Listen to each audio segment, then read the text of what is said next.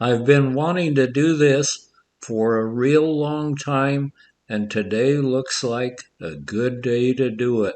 We're going to go up by Astoria, Oregon, and see the spot where the Japanese submarine, the I-25, surfaced and began shelling Battery Russell and Fort Stevens. The attack happened at 11:30 p.m.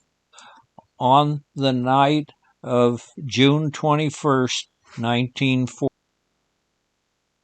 Soldiers scrambled to man their guns, and there was an order to not respond with gunfire from the hill where the observatory was, so no shells were returned.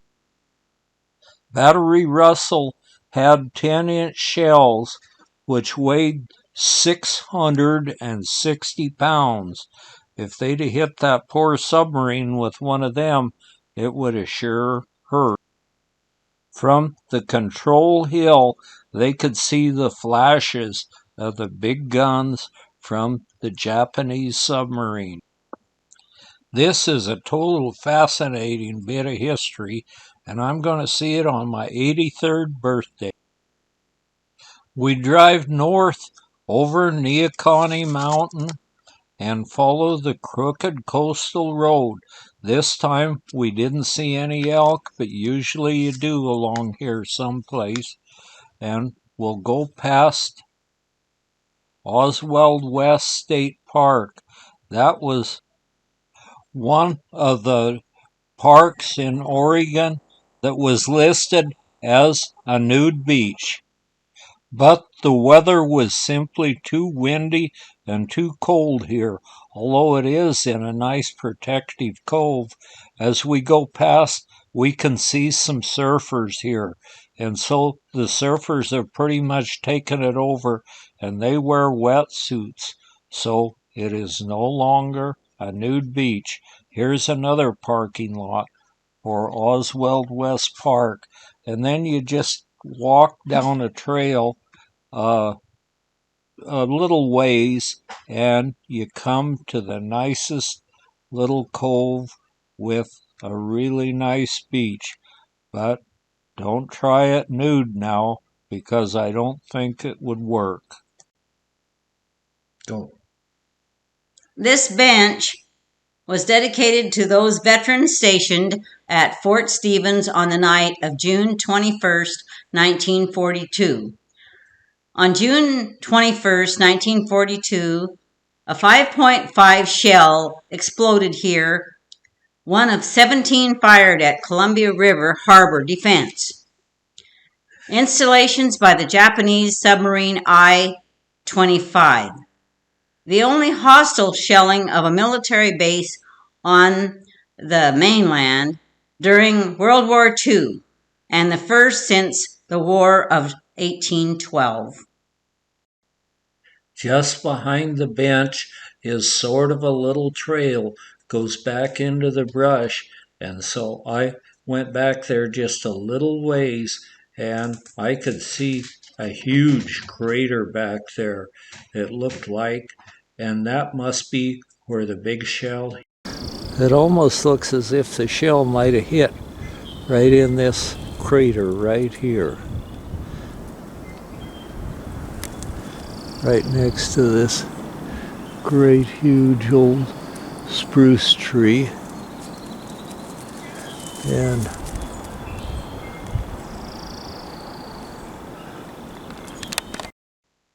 looks as if the crater filled up with ferns, and the crater's right on top of a little hill just above a swamp area where there's all sorts of swamp plants. In 1906, A large British bark, a four-master, ran aground here while they were standing off, waiting to go in the Columbia River. A current took 'em in, and they were hard aground. 1906, the Peter Ardale left Salina Cruz, Mexico, bound for Portland, where it was to pick up a cargo of wheat for the United Kingdom. Despite encountering heavy fog, they managed to safely reach the mouth of the Columbia River early in the morning of October 25th. Red with rust, the Peter Airedale sets here rusting away, but it's sat here a good long time, covered with barnacles and a slight seaward list. Okay. Strong winds pushed the ship toward shore, and despite efforts to keep afloat, the Peter Ardale ended up aground on the Clatsop Spit. The masts have rusted off and fallen to the sea, but they all fell seaward since it was listed slightly seaward. The weight would have forced them seaward. They're made of good thick steel, as well as the rest of the ship. There were no casualties on the ship, and when the captain got all the crew together, he had them stand in a line, and they did. He had a jug of alcohol, and they did a toast to the Peter Airedale, and he said, "May her bones last for a long time on the beach," and they certainly have. As the ship rusts away bit by bit, we see some of the masts laying in the edge of the salt water, rusting away more and more every day, and they're covered with sea life. In front of me is one of the beams that helps support the deck. It had a place to bolt the deck support beam on it, which has probably rusted away and fallen into the sand. But some of them are still attached. Marge used to dig clams, razor clams, around this wreck when she was a little girl, and she says there's some notice of the deterioration of it, but at least it still stands as a memorial to shipping out of the rugged Columbia River bar. This British four-masted bark wasn't built haphazardly. It was built out of good thick steel, and you can still see it here as it rusts away in the salt water of the Pacific Ocean. She was one of the four-masted bark with a steam engine in her, and at one time when we used to come here, we could look up in the bow section and see a pile of coal there that was probably used to fire the steam engine, but there's enough sand that it's probably covered by now, and so the coal may still be in the hull of the Peter Airedale. The rising and falling of the tides have created little pools around the Peter Airedale where some sea life lives occasionally.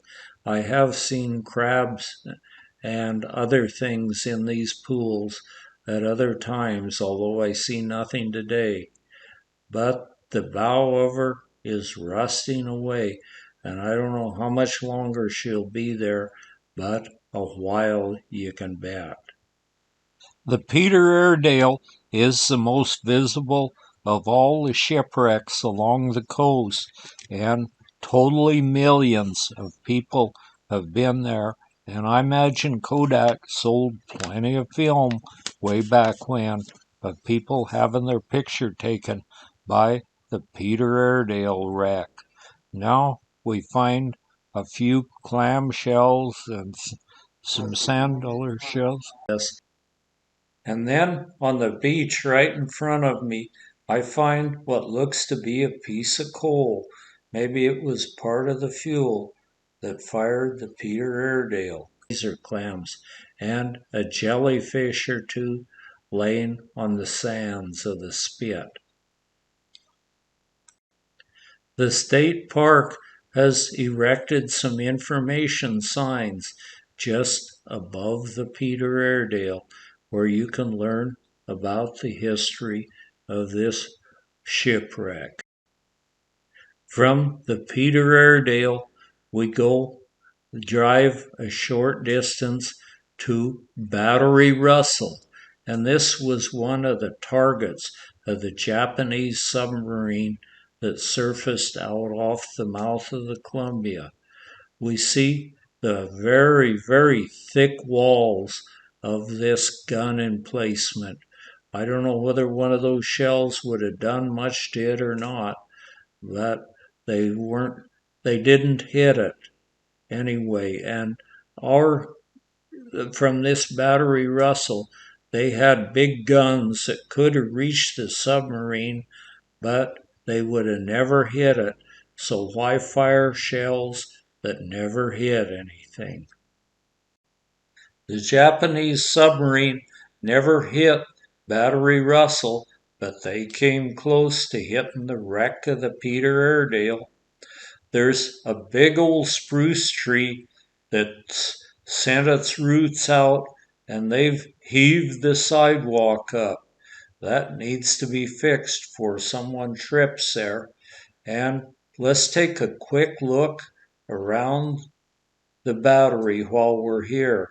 A pretty wild rose is blooming right on the edge of some of the brush. There are ramps and steps and good handrails. I'm sure they've been replaced a few times, but you can walk clear through the old artillery battery, and it held some really big guns. Battery Russell has been here for a good amount of time. It was first built in 1904 to help with the defense of the mouth of the Columbia River south of Fort Stevens. We walk up on the level where the big guns are, and here's where the big artillery pieces were. And they could swivel around and raise and lower and lob shells on ships coming in the mouth of the Columbia. The west batteries were the first concrete emplacements to be installed at Fort Stevens during the Spanish-American War. They featured the latest technology, 6 10-inch rifles, each positioned in a disappearing carriage. The west batteries contained Battery Mischler, Battery Lewis, and Battery Walker. There are all sorts of little access points around the fort where they could pull the shells up from the magazine down below, even big hooks and rings for all part of what made this fort work. All sorts of little nooks and crannies and doorways and things, all part of the places to store ammunition and other things. The walls are all extremely thick, but some of the concrete is starting to crumble away a slight bit from the age. It's been here plenty long. Each of these big circles were the home of a really, really big gun. It must have been deafening when those would go off. I just hope that the soldiers that fired these big guns had ear protection and I'm not certain they did. Here's even a very nice spiral stairway going down to the lower level. I suppose if there were an explosion, that would help keep it from going down to the lower level. And then some huge rings that were part of what was to handle those big guns. And I see a hacksaw mark on this when apparently someone was trying to steal it but weren't able to get it. That was such good steel. Their hacksaw didn't cut it off and they gave up on it, fortunately. There's spots to raise and lower ammunition and things they might need. This place must have taken an unbelievable amount of concrete. I heard that they even built a plant here to mix the concrete right on the site since they needed so much of it. There's a little pipe hole, about a 6 or 8 inch hole here, and I have no idea what that was for. It could have been ventilation or stovepipes or something. Or maybe if you wanted something, it was a communication thing for you just to yell down and tell them what you needed. There's sure plenty of steps here, and given the amount of years this place has been here, it's in amazingly good shape. You can get right up on top, and there's an observation deck here, and then there's a covered observation tower where apparently they stood and tried to guide the artillery into whatever they were shooting at. But it's grown up to where you can't even see the Columbia River.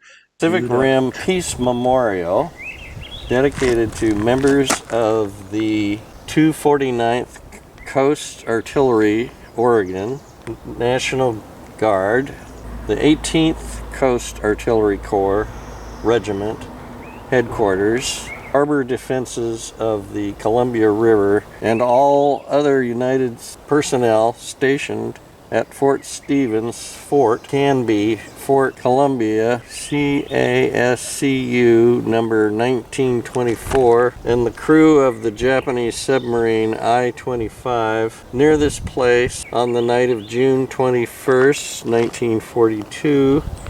They faced each other when the Japanese submarine shelled Fort Stevens, making it the first foreign attack on a continental military installation since the War of 1812.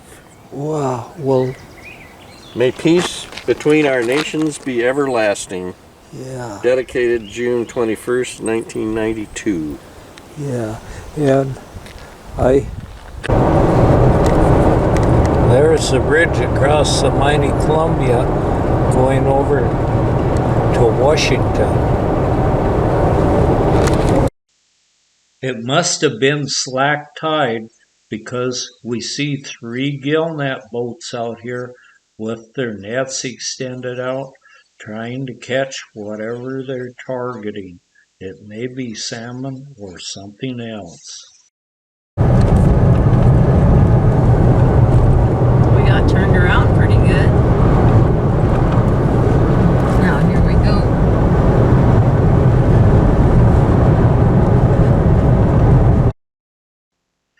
The bridge across Young's Bay is a drawbridge to accommodate the big ships that may want to come up into Young's Bay.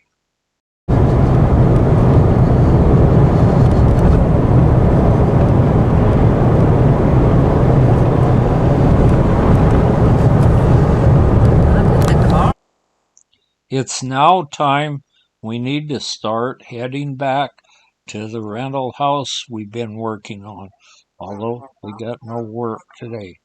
Home, we can glance off to our left and see the largest wood structure building in the world. That was built to house the big blimps. Then those blimps weren't a friend of the Japanese submarines. They could hover out there and see a submarine down below. And I don't know whether they carried depth charges, but they did at least release some flares and call surface ships in to drop the depth charges. And we're finally home, and it doesn't look like any of that work we have to do did itself.